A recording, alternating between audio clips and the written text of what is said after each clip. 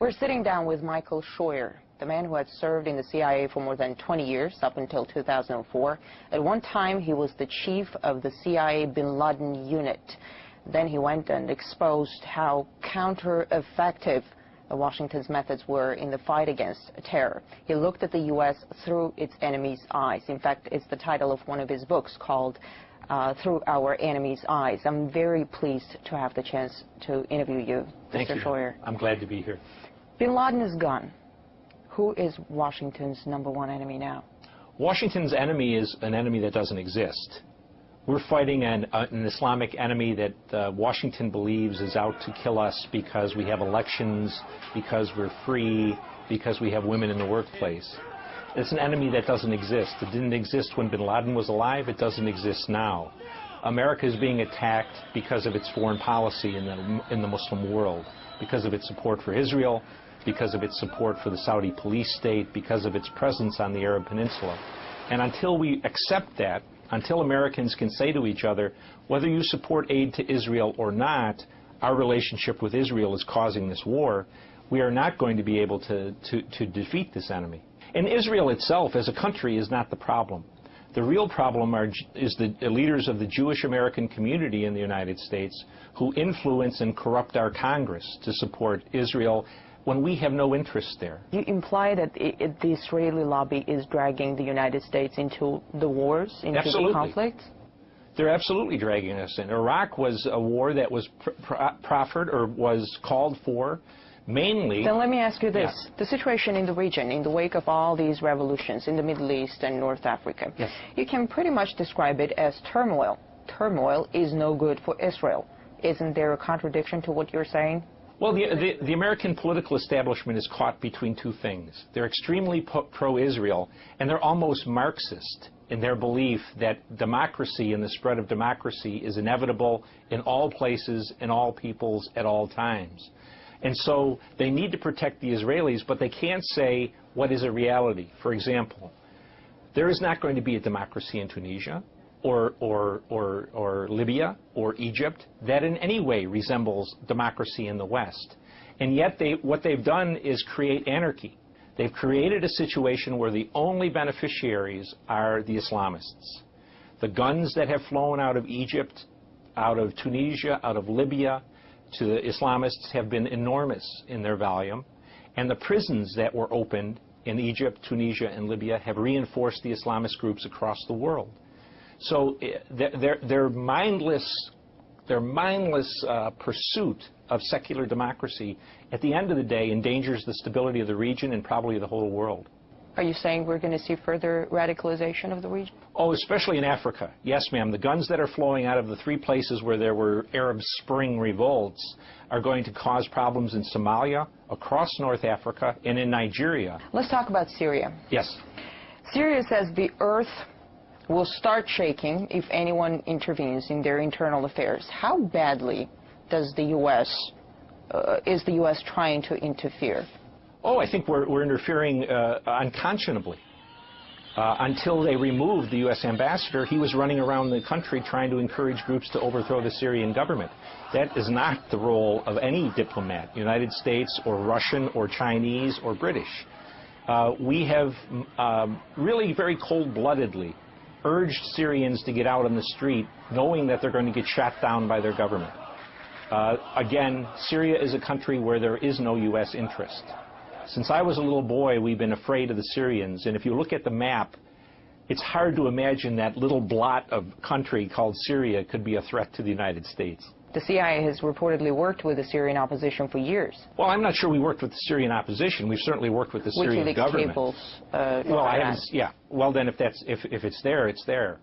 But our relationship with the Syrians is really a relatively unimportant one. But again, it's another very good example of the dichotomy in the thinking of American leaders. Because as we call for democracy in Syria, if Assad goes, Israel's security goes straight down. If the region becomes a complete mess, doesn't Washington see any dangers to Israel? I mean, with Iran involved, it won't be pretty. I think that's exactly right, ma'am. I don't know what the thinking is, except that they have come down on the belief that democracy is better for everybody. And the truth is, American and Western foreign policy interests in the Middle East have depended for 50 years on the maintenance of tyranny. Tyranny that gave us access to oil, tyranny that protected Israel, and in the last 20 years, tyrannies that persecuted Islamists to protect us. All of that is going by the wayside. And to the Israelis' credit, the Israelis are the only ones who have stood up and said, democracy may not be very good for our security, and they couldn't be more correct. What do you make of these recent accusations that the Iranian government was trying to kill the Saudi ambassador in Washington? I'm not in a position to know whether or not the information was accurate. But when I was a young intelligence officer, I worked against Iran and Lebanese Hezbollah. And I can tell you, in the 90s, they were meticulous in covering their tracks and only using as agents of terrorism their own people. The plot that was described by the Attorney General of the United States is a comic opera. For a Mexican drug cartel. Yeah, and to believe that the Iranians would risk war with the United States, Israel, and much of NATO to kill a Saudi ambassador who was not even part of the royal family, that's hard for me to believe. Let's talk about Libya. Libya is in ruins in the wake of NATO bombings. Yes. It's brimming with weapons. Yes. An al-Qaeda flag was planted over a courthouse in Benghazi. Yes. How good of a playground is Libya for people with radical agendas? Very strong Islamist presence in Libya. Since the war against the Soviets in Afghanistan, Libya has sent as many of its people to fight in those insurgencies, the Islamist insurgencies, as any other country in North Africa, maybe outside of Saudi Arabia. The Libyan Islamic Fighting Group fought a long time against the Soviets. They fought against Gaddafi. A great number of Libyans went to Iraq and to Afghanistan to fight us. And whatever strength the Libyan resistance had in terms of military capability, that came from experienced Islamist fighters. So the idea that somehow there's democracy afoot in Libya is just simply wrong. Could it become a hotbed of terror? I don't know if it could become a hotbed of terror, but it can become a country that's decidedly anti-American, anti-NATO. It can be probably less a hotbed of terror than a country that is vastly unstable. It seems the U.S. is almost creating grounds for terrorists to surge and then goes out fighting them. We see it in Pakistan. They got the whole nation alienated because of the strikes. A lot of people want revenge. How efficient is that? We are very efficient in this day and age, in the last 20 years, in creating enemies. We're not very efficient in creating security for the United States. We have the best educated population in the world, and we have the people with the littlest amount of common sense.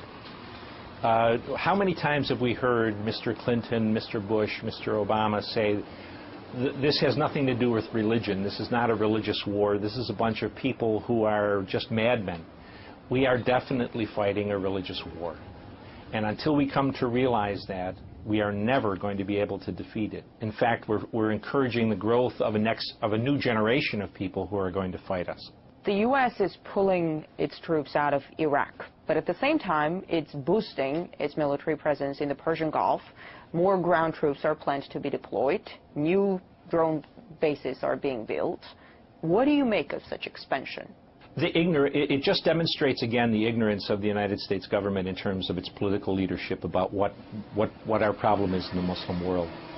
The key point of formation for al-Qaeda was the presence of U.S. military forces on the Arabian Peninsula.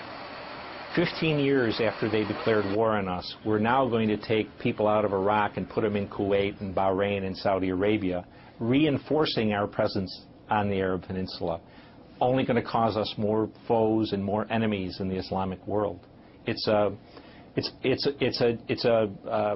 contradiction. It's a lack of common sense. Let me ask you this: if the U.S. pulls out of everywhere, yes, is it going to be the end of terrorism? It certainly would deny the terrorists the glue of unity that keeps them focused on the United States. If we weren't the main enemy, they would be attacking Israel, they would be attacking the Saudis, they would be attacking the Moroccans. The war would be being... And would you say let them attack the Israelis and the Saudis? Let them go. Sometimes they say the Chinese will come in. I said, let the Chinese deal with these people for the next 50 years. We've had enough of it. But I think the point is the Americans can't get out. We're dependent on the Saudis to maintain our interests in the world oil market. And the Saudis buy, next to the Chinese, more of our debt than anyone else.